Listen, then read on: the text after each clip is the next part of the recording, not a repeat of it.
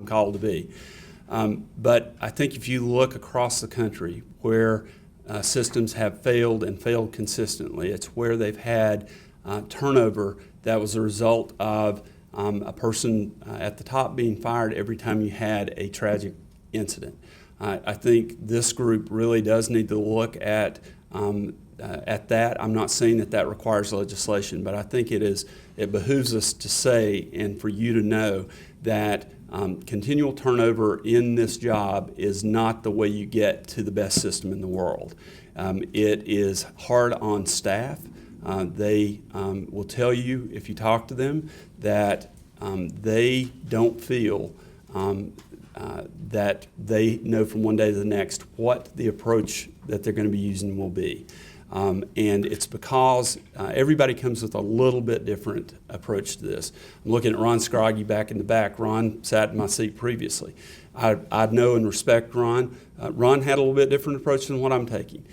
And even those slight changes are really hard on staff. So I think that really behooves us to look at. I think the transparency aspect of this, looking to see if we're sharing what we need to be sharing with the public, so that the public can form their own opinions about what needs to happen in the child welfare system, is important. And then I think legislative oversight, and I know this is hard to say, and I hope Aaron doesn't fire me here. Legislative oversight from a standpoint that legislators need to know on a regular basis what is going on in the child welfare system. It does not need to be only when we have crisis. If you wait till crisis is happening, you've got a long time till you can remedy it. I'm looking at a minimum of 5 years to be able to turn the system around if given that opportunity. And so I would say those are some things I would suggest. Okay, let me ask you, mine it down a little bit more. Let's say, how about, since I have a reference on the juvenile justice side about assessment systems, safety and risk assessment, do we currently mandate that legislative, that there has to be a use of some safety and risk assessment system?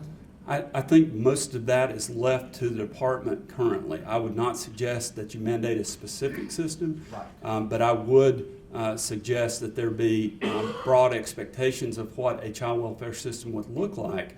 North Carolina went to the extent of actually codifying their entire approach to child welfare, including family-centered practice and the differential response system that they use. So I think that is something that you ought to look at, and that's something we ought to be comfortable with. We're doing the right things. We ought to be comfortable with legislative oversight. We ought to be comfortable with a framework within which to work that's agreed upon by the governor and the legislative leadership.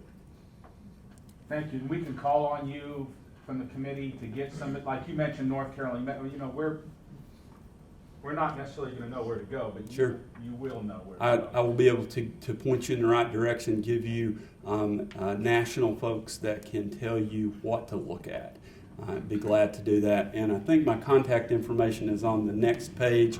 It is on hopefully the last page of your handout. It has my BlackBerry number and my cell phone number on it. I give those out to the public, period, because I need to know if there's a problem going on. And you're welcome to call me anytime as well, and I'm glad to help in any way possible. And I'm sorry, ladies and gentlemen, with legislative oversight, I don't want to yield yet, if you don't mind. I'm going to need a gavel. I know, but I promise it'll be the last one. But you mentioned legislative oversight, I mean, the whole transparency issue and keeping legislators involved. I completely agree with that. In terms of the way it should look, what do you think about, because we did this by recommending a criminal justice reform commission that was very diverse, legislators, judges, even the private sector, yeah, so all over, right? What do you think about something like that could be recommended to the governor, but on the child welfare side? It's a commission type thing. Judge, I tell you, I don't think it's appropriate for me to tell you that. I truthfully have not formed an opinion on that. And really and truly, I think that's a conversation that's more appropriate for the governor and the governor's staff to be having with legislative leadership and this group. So I would prefer to lead that. I can tell you give you resources to contact that can give you examples across the country of the That way would be that great. operates. That's really what I want. Thanks, Bob. Absolutely, glad to do it. Valerie, did you have a Oh, question? thank you. Mr. Cagle, I see that you have a multitude of excellent classes for your folks, and looks to me as if that a lot of good training is going on. Is it all mandatory, or is some of it optional so that folks could grow in a direction that they would think they should? There are mandatory aspects of it. What I would really look for, and we don't have currently, is a training progression. I think we ought to be prescribing certain classes, just like in a college coursework. Certain classes have to be taken. Then there are add-ons that are appropriate for certain positions that we should prescribe. But then there ought to be also elective coursework, even work outside the department that would help them round out their skills. And so that's something that we are looking at and need to be working on. Very good, thank you. Absolutely. Bobby, one of the things that has come up, and in my time in working on this and in talking to folks that are both directly involved with DFACs or who come in frequent contact with DFACs, I think one of the things that has struck me the hardest is that very often this is a system failure. It's not always a people failure, and that there are people who are incredibly committed to doing the right thing for children. Their hearts are in the right places. They suffer greatly when the system breaks down and a child is harmed or worse yet dies. And I think one of the issues that we face and that DFACS faces is a public relations kind of issue.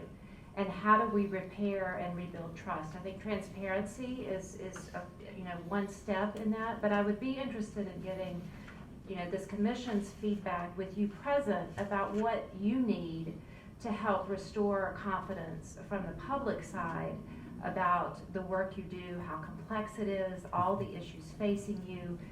You are very often charged with fixing broken families at a time when they are the most broken, and that's a daunting task for any individual. And so I think we do have media present today, and I think it's an important dialogue to have in front of them, because it's so often the easiest thing to do is to just blame DFACs. Rather than talking about how do we present what really is going on and how we address that. And so I want to welcome feedback in from the full commission, but I'd like for you to talk about that as well. I think we always have to shoulder our part of the responsibility for that. Any kind of bad outcome for a child that we have had contact with, I have to take responsibility for that and work to change it. What I would like to have is a set of stakeholder feedback on a regular basis that will help me guide the department. What I did at the Department of Early Care and Learning, I had 12 different stakeholder committees that met with me on a quarterly basis to give me advice on different aspects of the work that we do. I really would look toward that and look for your advice on what those stakeholder committees ought to look like, who it ought to be composed of. So that, I think from that standpoint, this group helping me maintain interest, hopefully when things get dull, a year or so down the line, I'm hoping things get dull. And when they get dull, I still need stakeholder feedback. I need people engaged in what this means, as opposed to becoming engaged only when a tragedy happens. And I'm not making that comment with anyone specific in mind. I'm just saying continual engagement from the public in general is needed in this issue. And frankly, it's not been welcomed historically. I've looked back for 25 years, and there have been times when we've welcomed feedback. There have been other times when we wanted to do our own thing and have people like it. And I don't think that's the way you operate a child welfare system and do it effectively. So I would really appreciate advice from the council and ongoing participation in some of those feedback loops. Does this committee have thoughts about, while Commissioner Cagle's present, to hear about how do we kind of twofold, increase the awareness around what the challenges are for DFACs, how they approach their work, success stories within that, and how do we message that out? For instance, I also do a lot of work with Children's Healthcare of Atlanta. Donna and I were talking the other day, and she checks in monthly with all of our social workers that are within the hospital, and she's been getting these reports in about, and in fact, she brought one today, about the defects intake workers and what an amazing job they're doing. And these are unsolicited. These are folks just calling her saying, I want to tell you about this person. We don't ever hear about that. And part of, keeping people in place is knowing that the job they do is respected, and morale is an issue within DFACS because people don't respect them.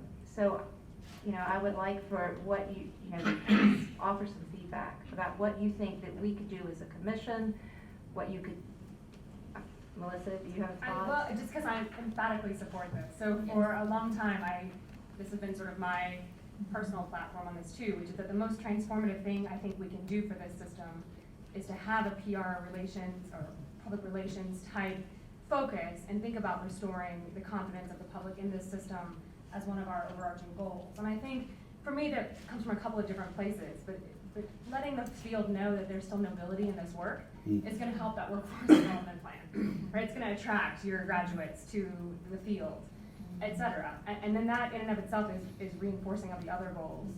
I think one aspect is really thinking about periodic public reporting on certain aspects, and the department's come a long way in the last decade or so. But I think there are still aspects of that could be done more routinely, so that there's evidence of good work and perhaps those areas of challenge on a more regular basis. And I think socializing that information with experts like all of us who know something about this system and who are committed to being sort of stewards of this system to share the good news is a good exercise. And we had a nice example of that with, sadly, your child fatality report. Yes. Which was, there was a release of this report, and we put together a panel of stakeholders to talk about impact across different domains and different perspectives on that information. And I thought that was a really healthy exercise to help share the information, to make it more accessible, to not allow for the sensational aspects to be the only newsworthy part of it. I think that, and thank you, Stephanie, I know that the biggest challenge is workforce as well as many of the other issues. There is very typically at every state, and here it's done really well, is Social Work Day at the Capitol. Every social work school bring their undergraduate students, their graduate students, the Council of Social Work Education, all the social work organizations, and social workers who work in the field. And they come, organized, going, meeting with, I know our legislators here have seen them come around, talk to them about what are the issues, pressing issues in our legislature. What if we did a social work day at DFACS? What if we brought all of those potential workers, students' perspective, and not just in social work programs, but other counseling programs? You know what the workforce looks like. Both you and I talked, our undergrad wasn't in social work, we both ended up with MSWs, got trained well. We introduced the profession that DFACS is a job that is a respectable job, it's a job with a career path, that this is a place to start out. And we do a one-day conference, a half-a-day conference here, and we bring those students and they meet those workers who have history and longevity and talk about the stories of impacting children and families and how valuable that work is. I was saying to Bobby earlier, as I know he had a sociology degree, but when I meet my freshmen, I say, what's your major? And they say sociology. And I say, what do you want to do with it? They say, work with children and families. I said, you need to be in our social work program. I love sociology. I started out there and switched to education, then social work.